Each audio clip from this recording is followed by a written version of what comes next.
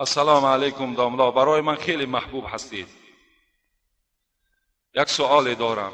یک چیز مرا دائم در شک و شبهه آورده است. برای چی آدمان بیدین و بی خدا مال و ملکی بسیار دارند؟ نمیشود که خدا آنها را گدا و در بدر گرداند؟ خوش به حال همین برادرهایی که در دلشان ذره شک و شبهه دارند سؤال میکنند. من بر شما خبر میتم که برادرای عزیز، من چند بار در فصل فضیلت آدم به شما صحبت کردم. مالداری، دولتداری این نشانه مرتبه آدم نشان نمیدهد. اگر نشانه مرتبه آدم مالداری میشد، خداوند قارون و فرعون مال نمیداد، اونها را مال نمیداد. بلکه نشان آدمیت این ایمان است، این ایمانداری هست. ان الله لا ينظر الى اموالكم و الى اجسامكم ولا الى انصابكم. خدای شما چی میگوید؟ من نظر نمیکنم در دلاری تو، در پشت قناتی تو، در قصرهای در آشیانه تو من نظر نمیکنم. من در اون برادر و پدری که وظیفه های کلان دارد در اونها نظر نمیکنم. من در جسم زیبای تو هم نظر نمیکنم، بلکه من در عملی تو نظر میکنم، من در دلی تو نظر میکنم. خدای تو این چنین صدا میدهد. حدیث من از کتاب برای شما نویساندم که پیغمبر خدا گفته است ان الله قسم بینکم اخلاقکم کما قسم ارزاقکم. اخلاقهای شما را، آداب شما را خداوند مثل رزق روزی تقسیم میکرده است. چگونه که رزق روزی یک آدم بلند است، از یکی کم است، از یکی پست است، خداوند رزق روزی را یعنی معین میکند، با همه یک خیله میدهد. آدابم پیغمبر خدا گفت همچنان تقسیم میکند. آدابم خیلی چیزی قیمت است. ببین بسیاری برادرها نمازخوان هستند لیکن آداب ندارند، مسلمان هستند لیکن بی آداب هستند. اینا بسیار هستند. رسول الله میگه همچنان در ادامه حدیث چی گفتند؟ و ان الله یعطی المال من یحب و من لا یحب. خداوند مال میدهد کدام بنده را که دوست میدارد یا کدام بنده را که دوست نمیدارد مالش میدهد. و یعطی الایمان الا من یحب. دوام حدیث سوال این برادر جواب شد. لیکن ایمان خداوند میدهد مگر شخصی را که دوست میدارد. مال را به هر کس میدهد. ای دل چی کنم؟ خدا چنین میخواهد. نعمت همه بر دشمن دین میخواهد. فرعون لعین نشسته بر تخت زرین، موسی از خدا نان جوین میخواهد.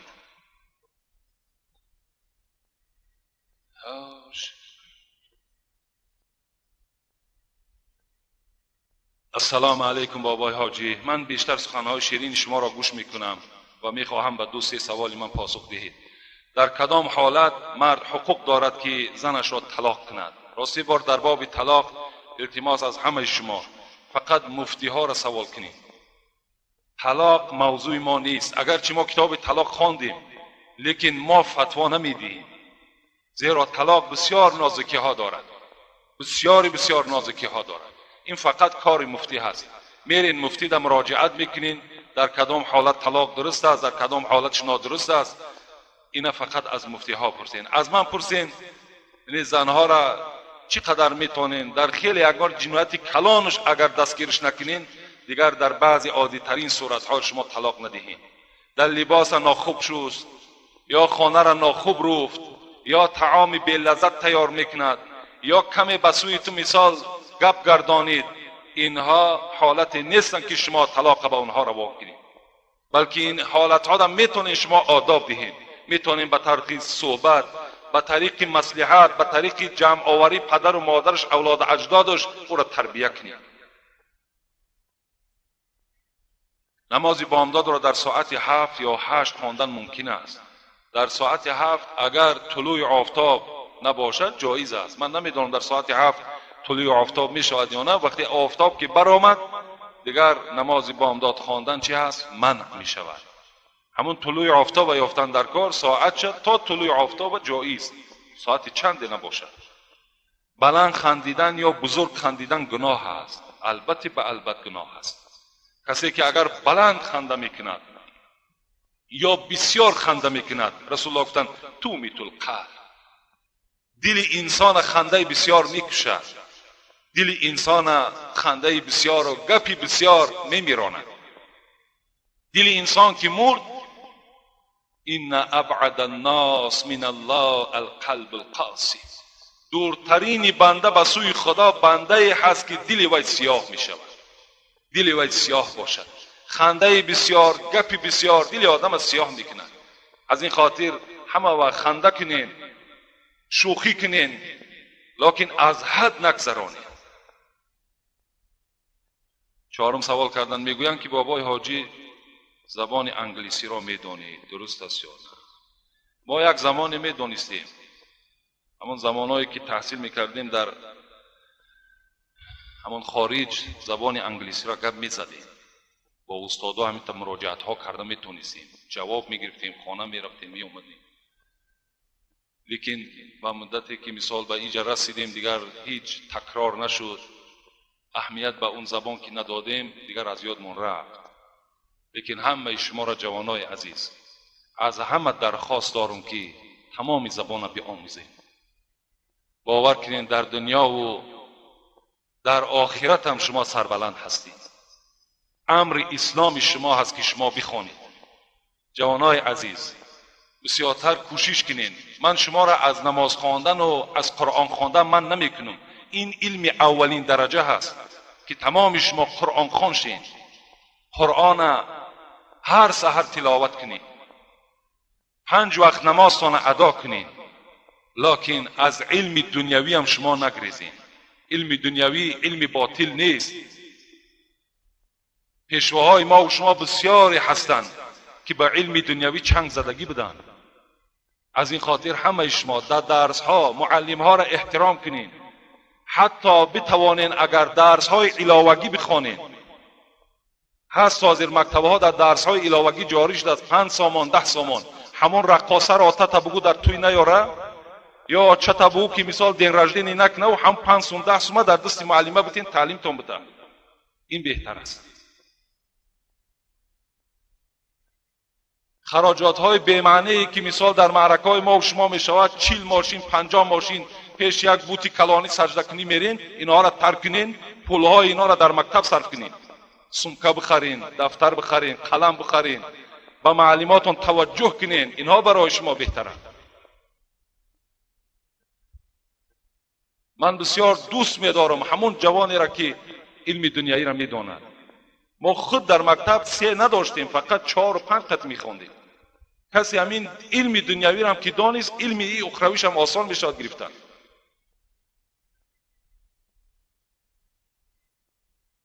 علم دنیایی را که ندانستی، سالار هم که در سر ماندی، با یک عادی ترین گپ دنیایی تر یک معرکه دا چکار میکنن، متهم کرده میماند، همون کسی نباشد.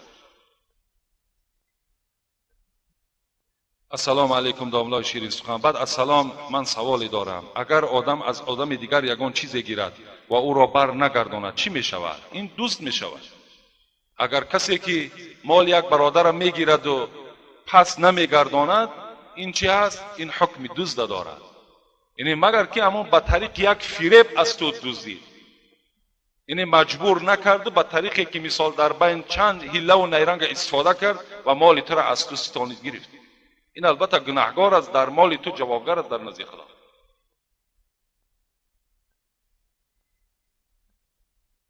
السلام علیکم داملای محترم. قسمی از آدمان مسلمان در اذان دادن مؤذن و شنیدن نام حضرت محمد صلی الله علیه و سلم 2 انگشت را به چشم میرسانند و دلیل میارند که در کتاب جامع الرموز این سخن هست. تا کدام اندازه درست است یا نادرست بودنش را بر ما فهمونید. بعضی برادرها است که اشهد ان لا اله الا اشهد ان محمد رسول الله گفتند، همین انگشت ها را در بالای چشم میمالند. همین من شما را از کتاب مجموعه الفتوا صحیفه 327 کدامی داشته باشید. این حضرت میگوید که این اساس ندارد. این شکیدن انگوش در بالای چشم میگد هیچ اصل ندارد. و ملا قاری علی قاری میگویند این محدث است، این هزارها بار دیده از صاحب جامع الرموز و کنز العباد هم این گپ میگه، از اینها دیده مرتبهش بلند است. این حضرت میگوید که صاحب جامع الرموز هر مسئله ای که خواه تر است خواه قاق است در یک قابچه جمعشون کرده است. این سخن علی قاری هست. از این خاطر این حضرت صاحب مجموعه الفتوا که این حنفی مذهب است، کتاب ما و شماست، این میگه این هیچ اصل ندارد، این نکردنش بهتر میگه. کدامی داشته باشین صفحه 327 تماشا کنید. داملای شیرین سخن از ما خواهش میکنیم که به این سوال من جواب گردانید. من از اول ماه رمضان روزه گرفتم، در روز جمعه بزرگ روزه ام را خوردم از بیماری. آیا روزه گرفتگی هم قبول می شود یا نه؟ همینش را درست فهمید. البته قبول می شود. وقتی انسان که بیمار شد خداوند رخصت می دهد که روزه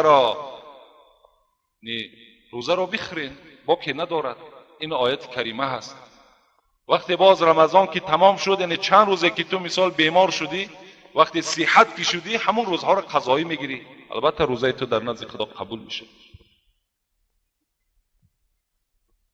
السلام علیکم نام عزیز. قیام نماز پیشین کی می شود که نماز خواندن درست نیست؟ الحال میگن از 12 تا 12:40 یعنی یگان نماز نخونین که قیام است، حالت قیام است. در همین حالت شما نماز نخونین. همین دامله های کلاب همش همین گپ میگن که از 12 تا 12:40.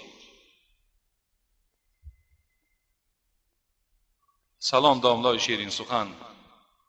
از نام یک نفر مخلص شما داملای محترم، من یک سوال دارم، التماس جواب عمیق دهید.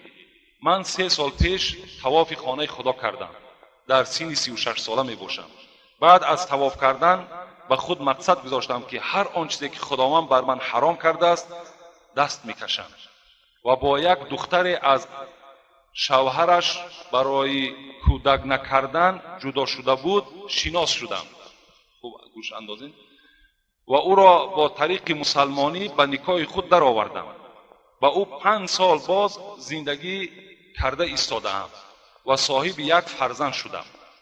این دختر بگیم حساب بیوه گرفتن و سبب کودک نکردنش این مرد حاجی است، نکاح کرده است، به طریق اسلامی گرفته است.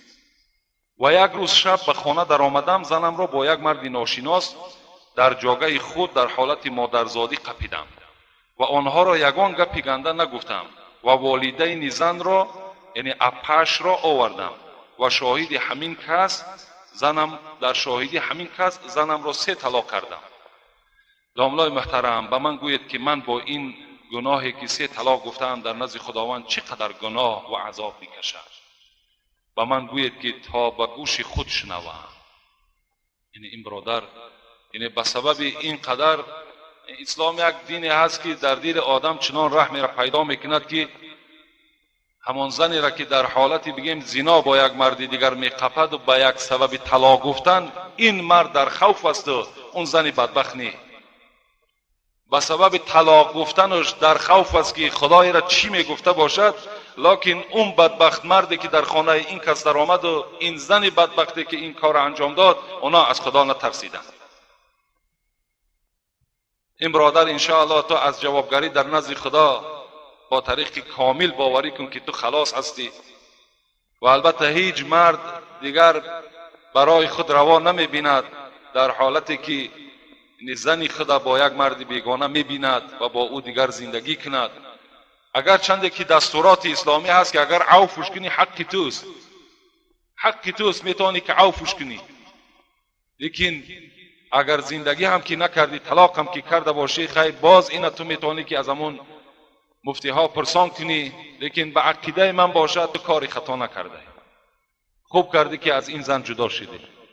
یعنی احترام حاجگی ترا ندانست، احترام اسلامی ترا ندانست.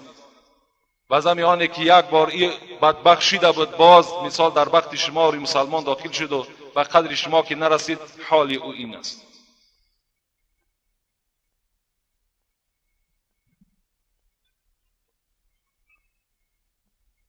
السلام علیکم و رحمت الله و برکاته. اولا به حساب شکرانه خدا میکنم که به ما چنین پیشوایی با تقوا مانند شما نصیب گردانیده است. دعا میکنم که پروردگار را علمی داشته شما را دوچند کند و ما از آن امر معروف های شما بهره بریم. آمین. داملای عزیز، به سوال های من خواهش میکنم در روز جمعه جواب دهید. روز نماز جمعه را در مسجد جامع یک قشلاق گذاشتم. بعد نماز را ادا کردن اهل مسجد باز 6 رکعت نماز احتیاطی خواندند، لیکن من نخواندم برای آنه که آن وقت نمیدانستم مگر من 4 رکعت فرض پیشین را قضا خوانم یا نه نخواند. وقتی که نماز جمعه که اعلان شده است همون دیه و فرمان مفتیان در او باشد که این نماز جمعه هست، در اونجا که نماز جمعه را خواندین دیگه فرض احتیاطی نخوانید. تمام همون جمعه شما در نزد خدا مقبول است. این احتیاطیش مثل یک شبهه می شود، یعنی در نماز خودت وقتی شبهه کردی نماز شبهه دیگر قبول نمی گردد. از این خاطر نخواندن شما نماز همون احتیاطی را این بهتر است. روز جمعه در زندان نماز پیشین را جماعت خواندن درست است یا نه؟ در روز جمعه در زندان هم نماز جماعت جایز نیست. نماز جماعت اینقدر حکمش بلندی هست که در زندان هم نماز جماعت در روز جمعه مکروه است مگر بعد جمعه. یعنی ما و شما در ساعت 1:30 که بود کردیم، زندانی ها می توانند که بعد ساعت 1:30 جماعت کنند. تا وقتی جمعه را حق ندارند. سیوم، اهل سنت از شیعه چی فرق دارند؟ شیعه خودش چیست؟ در آخر از شما دعا طلب میکنم که خداوند از 5 وقت نمازی که عطا فرموده است به نصیبم نگرداند، از آن جمله از نماز جماعتی جمعه. بیشکی مینقداری بیان میکنم. شیعه از اهل سنت فرقی خیلی کلان دارد. من همون شیعه های اشدیش میگم، شیعه هایی که در همسایگی ما در همون خارج زندگی میکردن. شیعه هایی بودن که سخنهای اونها را باور کن به زبان آوردن نمیخوام که در بین این مردم باز ممکن شما نفهمین، اونها را من نمیارم، لیکن اینقدر میگم که امروز همون هجومهای شیعه مذهب هم در بین ما و شما پیدا شده است. احتیاط کنین. این رویه خیلی رویه غلط است، خیلی رویه خطا است و شما را عاقبت خوار میسازد در دنیا و در آخرت. ولا تصوبن احدا من اصحابی، اینجا نون ثقیله است میگه در کلمه عرب. پیغمبر خدا گفتند البته به البت هیچ صحابه مرا دشنام ندهید، لیکن اون طایفه ابوبکر را دشنام میدهند، عمر را دشنام میدهند، عثمان را دشنام میدهند. فقط برای اونها علی عزیز است و خلاص. لیکن اهل سنت ما دوست به همین 4 یار سرور دین هستیم. ما هر 4 دوست می‌داریم. همه مثال دیگرگونی های بسیار است. راستی بار در کدامت که اگر پیشنهاد کردن قبول نکنید، بسیار یک راهی غلط است. و آخر دعوانا ان الحمد لله رب العالمین. پروردگارا ثواب این امر معروف و نهی از منکر را در نامه اعمال این جمعیت ما کتابت بفرما. خدای مهربان، از درگاه تو مسئلت داریم، میپرسیم که یک ماه ما روزه ماه مبارک رمضان داشتیم، خالی از سهو نیست، خالی از نقصان نیست. خدای مهربان، تو بسیار بخشنده هستی و از گناه بنده گذرنده هستی. خدای مهربان، این روزه های ما را به درگاهت مقبول بگردان. خدای مهربان، باز تا رمضان دیگر این جمعیت ما را در حفظ امان خودت نگه بدار. خدایا محبت ما را نسبت خودت، نسبت پیغمبرت، نسبت قرآنت، نسبت اسلامت خدایا زیاده بگردان. خدایا اهل این جمعیت ما چی مراد، چی مطلوب، چی مقصود